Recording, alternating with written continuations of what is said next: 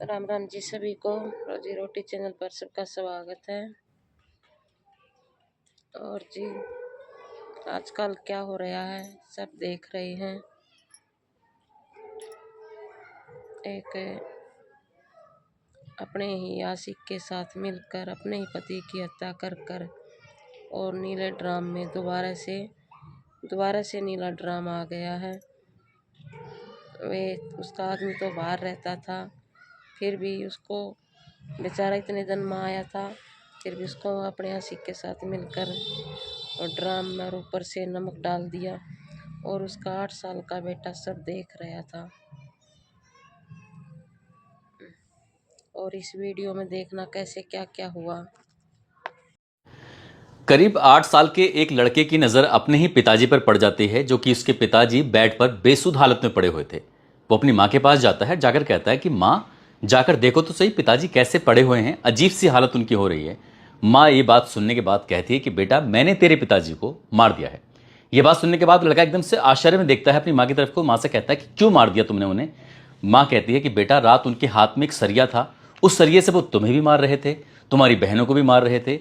यदि मैं तुम्हारे पापा को नहीं मारती तो वो तुम्हें मार सकते थे, तुम्हारी बहनों को मार सकते थे। ये बात सुनने के बाद वो 8 साल का लड़का एकदम शांत हो जाता है। तभी मां ने उसके हाथ में मोबाइल दिया और मोबाइल देने के बाद बोलती है कि बेटा एक काम करो, जाकर तुम कार्टून देख लो। वो लड़का अपने मोबाइल में लग जाता है, कार्टून देखने लगता है। तभी वो देखता क्या है कि उसकी मां ने उसके पिताजी को पकड़ा, साथ ही एक अंकल भी घर में थे मौजूद। उन्होंने उन दोनों ने मिलकर उसके पिताजी को पकड़ा। पकड़ने के बाद वो अर्धनग्न अवस्था में पड़े हुए थे। वहीं एक नीले रंग का ड्रम था, ड्रम के अंदर डालते हैं। ड्रम के अंदर डालने के बाद ऊपर से खूब सारा जितना भी था वो नमक डाल देते हैं और साथ ही जो बेडशीट थी बेडशीट भी उसके अंदर डाल देते हैं। लेकिन ये सब कुछ करने के बाद वो यहां से गायब जरूर होते हैं, लेकिन लाश निकल के बाहर आ जाती है। जैसे लाश बाहर निकलती है, मामला सोशल मीडिया पर, मामला प्रिंट मीडिया में, मामला इलेक्ट्रॉनिक मीडिया में हर जगह वायरल होना शुरू हो जाता है। और जैसे ही वायरल होता है तब लोगों को उत्तर प्रदेश के मेरठ में सौरभ हत्याकांड की वो कहानी याद आ जाती है। जिस तरह से मुस्कान रस्तोगी ने अपने प्रेमी साहिल शुक्ला के साथ मिलकर जिस तरह से अपने पति की हत्या की और हत्या करने के बाद उसको ड्रम में पैक किया और ड्रम में पैक करने के बाद सीमेंट से उसको भर दिया था। अब हर कोई ये कहने लगा है कि नीला ड्रम एक बार फिर से रिटर्न हो गया है। आज की इस कहानी के माध्यम से ये जानने की, समझने की कोशिश करते हैं कि आखिरकार ये मामला कहां का है, क्यों है और हत्या करने की पीछे के क्या कारण रहे थे। आदाब, नमस्कार, सत श्री अकाल। मैं उस्मान सैफी। आज की जो सच्ची घटना मैं आपको सुनाने जा रहा हूं, ये सच्ची घटना है राजस्थान प्रदेश का एक जिला है खैरथल तिजारा और यहीं का एक थाना लगता है किशनगढ़ बास। दरअसल किशनगढ़ बास का वार्ड नंबर 14 आदर्श कॉलोनी में रहने वाली 60 साल की महिला, जिसका नाम मिथिलेश शर्मा होता है। मिथिलेश शर्मा काफी देर से अपने बेटे को आवाज लगा रही थी। बेटे का नाम जितेंद्र शर्मा होता है, लेकिन जितेंद्र का कहीं कुछ आता पता नहीं चल पा रहा था, थोड़ा परेशान हो जाती है। इसलिए जो उसका महिला का पति है जिसका नाम राजेश शर्मा है, साथ ही जो छोटा वाला बेटा है इसका नाम राहुल है, वो बीकानेर के माधवगढ़ में किसी काम से अपने जो उनका अपना काम धंधा था उसी के सिलसिले में गए हुए थे। तभी वो मिथिलेश नाम की महिला अपने पति को फ़ोन करती है। फ़ोन करने के बाद कहती है कि जितेंद्र का तो कहीं अता पता नहीं चल रहा है, काफ़ी देर से मैं उसे ढूंढ रही हूँ, तलाश कर रही हूँ, लेकिन साथ ही घर के अंदर से अजीब सी दुर्गंध आ रही है, बदबू आ रही है कि करूँ तो क्या करूँ। उसके पति राजेश शर्मा ने पूरी बात सुनी। उसने कहा कि तुम परेशान मत हो, एक काम करो, आसपास के किसी आदमी से मदद मांगो और मदद मांगने के बाद बात ना बने तो पुलिस कंट्रोल रूम यानी कि 112 नंबर पर फ़ोन कर देना। उसके बाद फिर पुलिस अपने आप से आकर देख लेगी कि मामला क्या है। क्योंकि जिस तरह से मिथिलेश ने बताया था, उसने कहा कि दुर्गंध का बहुत ज़्यादा आलम है, घर में रुकना भी बहुत मुश्किल हो रहा है, करूँ तो क्या करूँ। इसके बाद 17 अगस्त 2025 की शाम लगभग 3 बजे के आसपास का वक्त हो रहा था। तभी एक बालक से मदद मांगी जाती है और मदद मांगने के बाद वो बालक 112 नंबर पर पुलिस को फ़ोन करता है। पुलिस को जैसी सूचना दी जाती है, बताया जाता कि खैरथल तिजारा जिले का एक किशनगढ़ बास है, वहाँ का वार्ड नंबर 14 है, जो वार्ड नंबर 14 की आदर्श कॉलोनी में मकान नंबर ये है। पूरा एड्रेस दिखाया जाता है, बताया जाता है।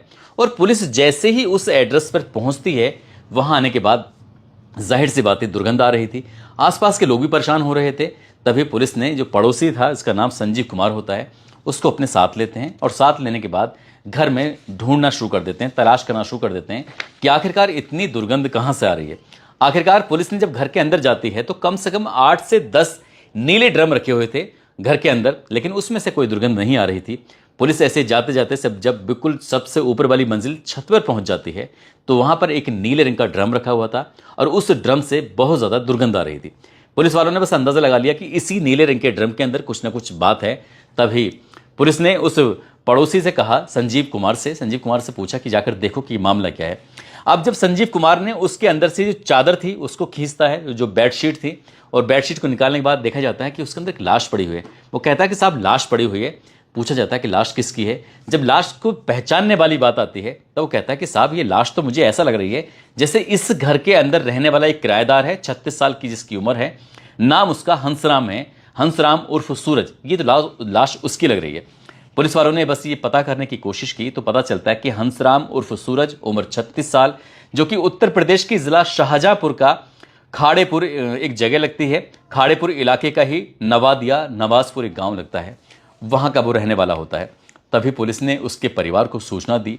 मां उर्मिला देवी, बहन विमला, भाई गौतम और एक गांव का एक डॉक्टर होता है। जैसे ही सूचना मिलती है वो बस वहां से सीधा इसी जगह पे पहुंच जाते हैं। यहां आने के बाद पुलिस वाले उनसे बातचीत करते हैं। वो कहता है कि साहब हंसराम की एक पत्नी भी जिसका नाम लक्ष्मी देवी है, उसका एक 8 साल का बेटा है और साथ ही उसकी 6 साल की लड़की है और 6 महीने की बेटी भी है। वो कहाँ है? अब जैसे ही बात ये आती है उसके बाद फिर पुलिस इस मामले की जांच पड़ताल में जुट जाती है। जो शव था, लाश थी, उसको कब्जे में लेकर पोस्टमार्टम के लिए भेज दिया जाता है। लेकिन जो घर का मकान मालिक है, उसका मकान मालिक का बेटा है, उसकी भी उम्र लगभग 36 साल के आसपास होती है। नाम उसका जितेंद्र कुमार शर्मा होता है। उसका भी कहीं आता पता नहीं चल पा रहा था। आखिरकार पुलिस उनको तलाश करने के लिए 4 टीमों का गठन करती है। साथ ही जो लड़का यानी कि हंसराम गायब था, उसका भाई गौतम होता है। गौतम से पूछा जाता है, कुछ जानकारी जुटाने की कोशिश की जा रही थी, तो उसने कहा कि साहब लगभग 12 साल पुरानी ये बात है। उत्तर प्रदेश के जिला पीलीभीत का थाना हाजरा लगता है और हाजरा का ही एक गांव लगता है विजयनगर। विजयनगर की रहने वाली लक्ष्मी से उसके भाई की शादी हुई थी और उसको धीरे धीरे करके 3 बच्चे पैदा हो जाते हैं। जब वहाँ काम धंधा ठीक से नहीं चल रहा था तब वो अपनी पत्नी, अपने बच्चों को लेकर सीधा दिल्ली पहुँच जाता है और दिल्ली से वो सीधा पहुँच जाता है राजस्थान। राजस्थान के अलग अलग भट्टों पर रहकर उसने काम धंधा शुरू किया था और साल में 1 आध बार ही आया करता था। करीब अब से 15 या 20 दिन पहले ही उसकी बातचीत हुई थी। उसने कहा था कि मैं रक्षाबंधन के पर्व पर आऊँगा, लेकिन रक्षाबंधन के पर्व पर वो आता नहीं है। अब पुलिस ने इसको तलाश करना शुरू कर दिया। पुलिस तमाम कोशिशें कर रही थी लेकिन पुलिस को कोई सफलता नहीं मिल पा रही थी। इसी बीच में 18 अगस्त 2025 को सुबह 10 बजे के आसपास का वक्त रहा था। रामगढ़ एक जगह लगती है, उसी का एक थाना लगता है अलावड़ा। अलावड़ा का में एक कमल नाम से एक भट्टा है और भट्टे पर रहने वाला एक मुनीम है जिसका नाम है समय सिंह। दरअसल समय सिंह वही नज़दीकी पुलिस स्टेशन अलावड़ा को फ़ोन करता है। कहता है कि साहब आज सुबह 10 बजे के आसपास की बात थी, जब मैं सुबह अखबार पढ़ रहा था तो अखबार में मैंने एक नीले रंग के ड्रम की खबर पढ़ी। साथ ही मोबाइल पर जब मैं स्क्रॉल कर रहा था तो उस स्क्रॉल करने पर भी एक ऐसी खबर थी कि एक लाश मिली है नीले रंग के ड्रम में। साथ ही 3 बच्चे हैं, एक महिला है और एक पुरुष है जो कि गायब हैं। ऐसे ही एक महिला जिसके साथ 3 बच्चे थे, ऐसे ही एक पुरुष जो उस महिला के साथ था। दरअसल उसके भट्टे पर आता है, आकर कहता है कि मुझे काम चाहिए। अब मुझे लगता है कि कुछ ना कुछ गड़बड़ जरूर है, तभी उसने उनसे आधार कार्ड मांगा कि अपना आधार कार्ड दो और मैं तुम्हें काम जरूर दूंगा। लेकिन जब बात आधार कार्ड मांगने की आती है तब वो आधार कार्ड नहीं देते बल्कि यहाँ से भाग जाते हैं।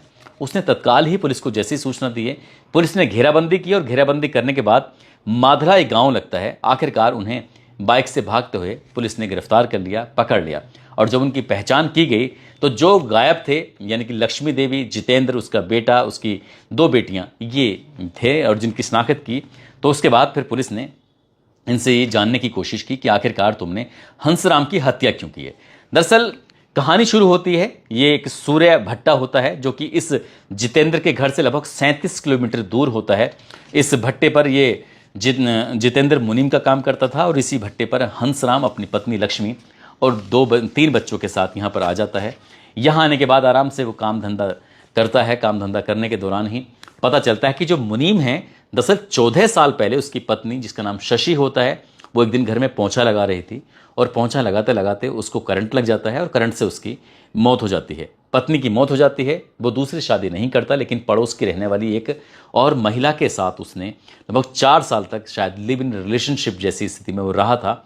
हालांकि इस मामले में काफ़ी बवाल होता है, लेकिन जब मामला अड़ोस पड़ोस का होता है तो इस मामले को कहीं ना कहीं दूर हो जाता है। फिर वो भट्टे पर रहकर मुनीमगिरी का काम करता था। यहीं पर जब हंसराम अपनी पत्नी को लेकर आता है तो इसकी पत्नी पर जितेंद्र की नज़र पड़ जाती है। जब अभी तक तो हंसराम ना कोई शराब पीता था, ना उसके अंदर कोई ऐब था, लेकिन जितेंद्र के पास पैसे थे, इसलिए उसने हंसराम को खूब सारी शराब पिलाना शुरू कर दिया।